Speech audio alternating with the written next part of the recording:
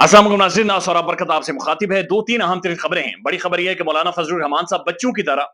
की तरह उन्होंने ख्वाहिशें, फरमाइशें और डिमांड्स का टोकरा लेकर सामने आ गए हैं और शहबाज शरीफ साहब के सामने उन्होंने अहम तरीन डिमांड्स रख दी हैं। अब ये भी खबरें रिपोर्ट हो रही हैं कि उन्होंने शहबाज साहब को तड़ी भी लगाई है बच्चों की तरह कि अगर उनकी डिमांड्स ना पूरी हुई तो मौलाना साहब रुस जाएंगे, नाराज हो जाएंगे और फिर मौलाना साहब को मनाना, आपको पता है कि मौलाना साहब फैसला कर दें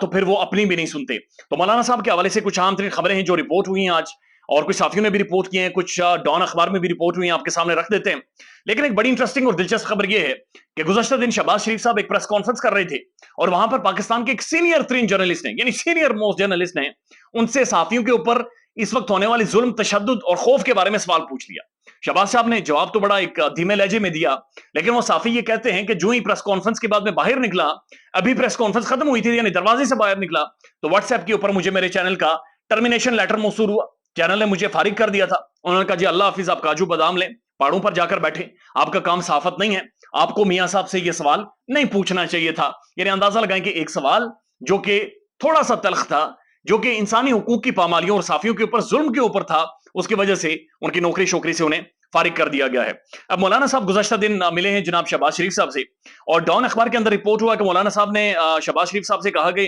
हमें जब हुकूमत गिराई थी इमरान खान की, तो उसके बाद हमें पावर्स में नहीं आना चाहिए था, हमें इख्तियार नहीं लेना चाहिए था, हमें डायरेक्ट इलेक्शन में जाना चाहिए था। यानी अब ये अवाम को फकी दे रहे हैं। यानी आप अंदाजा लगाइए, एक दफा फिर अवाम को बेवकूफ बनाने के लिए सब अलग अलग यानी समतों पर चलना शुरू हो गए, और ये किस तरह से एक माहौल बना रहे, ये आपको खुद ही अंदाजा होता जाएगा। मौलाना साहब कहते हैं कि हम अवाम को सब कुछ बता देंगे कि असल में हमें इख्तियार किसने दिया था या हमें पावर में कौन लेकर आया था। यानी ये एक और नैरेटिव, एक और एंगल से छुपने की कोशिश करेंगे। मौलाना साहब ने शहबाज शरीफ साहब के हवाले के सामने दो तीन डिमांड्स रखती हैं, और एक बड़ी डिमांड यह है कि एक साल असेंबली को तोसी दी जाए। यानी जो मौजूदा असेंबली है जिसमें मौलाना साहब की मौजें लगी हुई, उनका बेटा वजीर है, फिर गवर्नर खैबर पख्तूनख्वा में इन्हीं का है, पूरा खैबर पख्तूनख्वा में इन्होंने गवर्नर राज लगा रखा है और वहां पर जो मौजें सारी ये लूट रहे हैं। तो उन्होंने कहा जी ये मजे शजे कायम रहे और एक साल और असेंबली को तोसी दे दें। और दूसरी डिमांड मौलाना साहब ने बड़ी इंटरेस्टिंग रखी है। उन्होंने कहा कि जी अगर असेंबली पर आप तहलील कर रहे हैं, इलेक्शन तो बाद की बात है, सितंबर में सदर साहब जनाब अपने उहदे से फारिग हो रहे हैं, यानी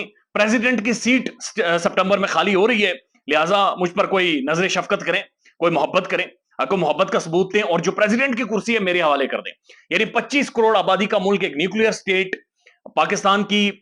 एक दुनिया का तगड़ा मुल्क, इस्लामी जमहूरिया पाकिस्तान की जो सदारत है, मौलाना फजलुर रहमान साहब कह रहे हैं कि मेरे पांव में ये डाल दें, मेरे हाथों में ये डाल दें, ताकि मैं सदर पाकिस्तान के ओहदे पर बैठकर पाकिस्तान के मामलात को ऊपर से होकर देखूं, कंट्रोल करूं और पाकिस्तान को खुशहाल बनाऊं। तो ये मौलाना फजलुर रहमान साहब ने एक डिमांड रख दी है। अब इस डिमांड के ऊपर मसला यह है कि आसिफ अली जरदारी साहब, आपको पता है जरदारी साहब कच्ची गोटियां तो खेलते नहीं है, और वो पहले से नजर लगाए बैठे हुए हैं। तकरीबन एक डेढ़ साल से जो आसिफ अली जरदारी साहब हैं, उन्होंने इसी चीज के लिए सारी मेहनत की है, जो प्रेसिडेंट की सीट है इसके ऊपर मैं जाकर बैठूंगा। तो आसिफ अली जरदारी साहब ने भी आंखें शाखें दिखाई हैं और बैकडोर मैसेजेस भेजे हैं कि जनाब थोड़ा सा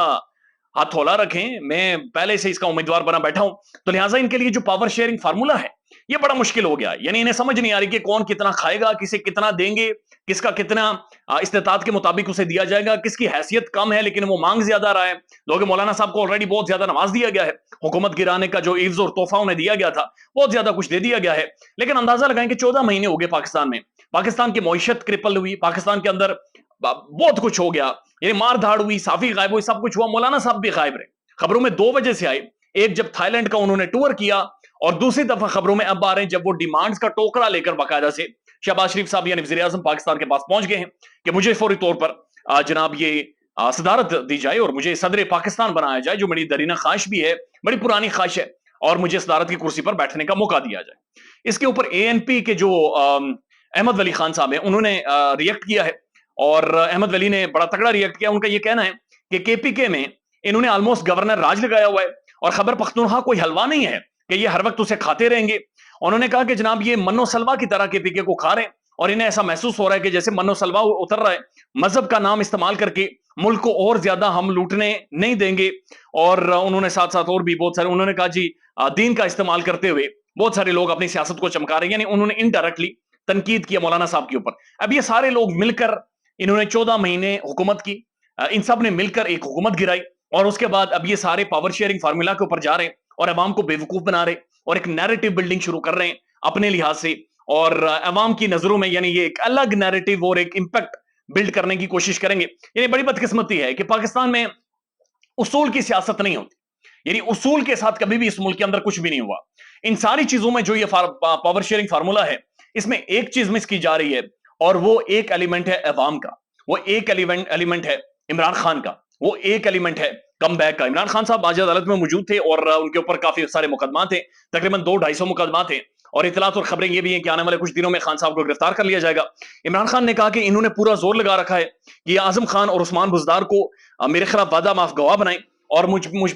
پر سزا ڈالیں، مجھے یعنی اس ساری چیزوں میں سزا دیں۔ بہت سارے صحافی یہ بھی رپورٹ کر رہے ہیں کہ آنے والے دنوں میں عمران خان کو گرفتار کر لیا جائے گا اور اس کے بعد ایک لمبے عرصے تک عمران خان کو غائب کر لیا جائے گا۔ کہا یہ جائے گا کہ عمران خان چونکہ انہیں ان کی جان کو خطرہ ہے، انہیں سیکیورٹی کی ضرورت ہے، شاید اس طرح کے کوئی تھوڑے بہت حالات بھی بنے ملک کے اندر، اور پھر عمران خان کو جہاں پر وہ ہوں گے وہاں سے ویڈیو لنک کے ذریعے مختلف عدالتوں میں پریزنٹ کیا جائے گا۔